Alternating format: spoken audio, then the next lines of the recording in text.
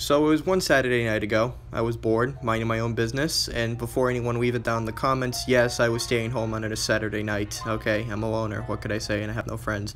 But anyway, I'm watching this guy, Unit 522, and I did make a previous list on him, like my favorite creepypasta narrators. And I come to watch this video, and what could I easily say is the most WTF creepypasta I could ever say, and not in a good way. And believe it or not, there is a good way to creepypastas. You're like, what the actual fuck, I did not see that coming. But that's a good way, okay? And the bad way for this guy, I would just consider going onto the feature of thinking, wow, that was just terrible. What kind of twist was that? And you're probably thinking, what am I talking about? Well, he uploaded this video a long time ago, but between the amount of criticism and likes he got on the video, for his sake, I don't know why. So I just have to give my own opinion on it. So yeah, we're gonna dive in right into this video, and yes, you can criticize me for reacting to it, alright? I'm running out of YouTube ideas, alright? What could I say, guys? Give me a break. When I first started talking, I was already browsing through my uncle's computer, switching between games. By the time I was 10, So at the age of 1, he managed to download games and also put it in his uncle's computer. Yeah, that doesn't make any sense, okay? By the time you're 1 years old, you couldn't even understand the alphabet, let alone download a game. And I know he didn't write the creepypasta, but this is coming from the writer's perspective. I just have to say to him, if he ever watches this, which I doubt it because no one watches my videos, so why the fuck do I even try? But if he is, I have to say this. What were you going for over there? I get you were looking for smart protagonists, I guess, but it just came off of being stupid, alright? No kid that young could be that smart. It's a very scientific fact. You can ask anybody. people would flock to it. I had a main bully, you could say. His name was Brock. He was the definition of an asshole. He was fit, and he was amazing at sports. His only downside was that he was dumb as shit, and he hated anyone that excelled academically. Surprise, surprise, I was a smartass. Okay, I have to say, that's probably the biggest cliche that anyone else could re-example. I mean, come on, guys. How many times have you looked into any movie, any comic book, any anime, and there's always a school bully? Yes, I know that protagonists of that character is supposed to be hated for the main reason, because you're hyped when he gets hurt. I understand that, but knowing this, it gets old now and again. And this creepypasta isn't old. It's like only a year. At the time, better creepypastas with bully adaptations managed to even be better. The bully is honestly a stereotype. He's into sports, yet he's so dumb as shit. Yeah, dude, who cares? Like, come on, be smarter with that. I really can't understand why they make the bullies so dumb, because they're focusing on hurting others. They can't focus academically. I have to say again, there has been plenty of bully adaptations and almost any pulp culture theme, but it was somewhat interesting. It gave a reason why would he pick on people, not for the fact that he thought he was cool, but for the fact he hurt others because he wanted them to feel the way how he felt inside. That is a good adaptation, but unfortunately, this writer didn't know how to do that. I sent Brock an email from Facebook claiming that his account was compromised and had to download a PDF file with all of our security measures.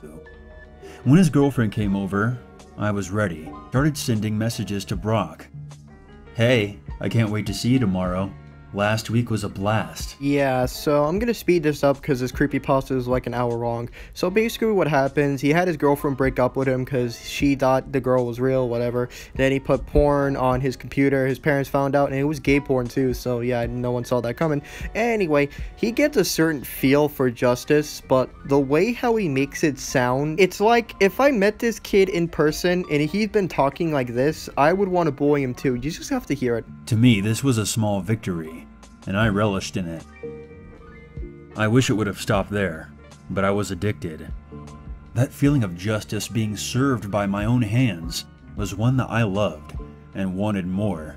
Wow. Look guys, you're gonna have to watch it to believe it. I'll leave it in the description, you can go check it out, and I know it's a pretty short video, but you have to understand that his channel has not gotten better. You can look at the likes and views he can get, but to me, his stories are nothing but boredom. They don't get too serious, it's not aphormetical, it doesn't even get too graphic, and I'm standing here like a creepypasta that doesn't even get graphic. What the fuck? And not only that, it isn't even psychological horror. I'm constantly standing there looking at the protagonist doing nothing in one room. Tell you something else, guys, how many times have you watched a creepypasta of a man breaking into the house? Half of the time, or most of the time for we know, he doesn't get hurt, the guy just stands there and he leaves and he never comes back. What the fuck? Like, come on, you guys gotta get creative. I almost feel like guys like this just pick the most first thing they see on Reddit and they're like, oh yeah, I'll just put that on my channel, it seems pretty easy that I could read, and that's pretty much it. Despite all of that, there's many creepypasta writers that put more detail and effort into their stories, so much in fact that it takes them a long time to upload. I understand that. There's pretty decent narrators out there that try to make the stories somewhat interesting and also dark with the side of narration they do with their voice.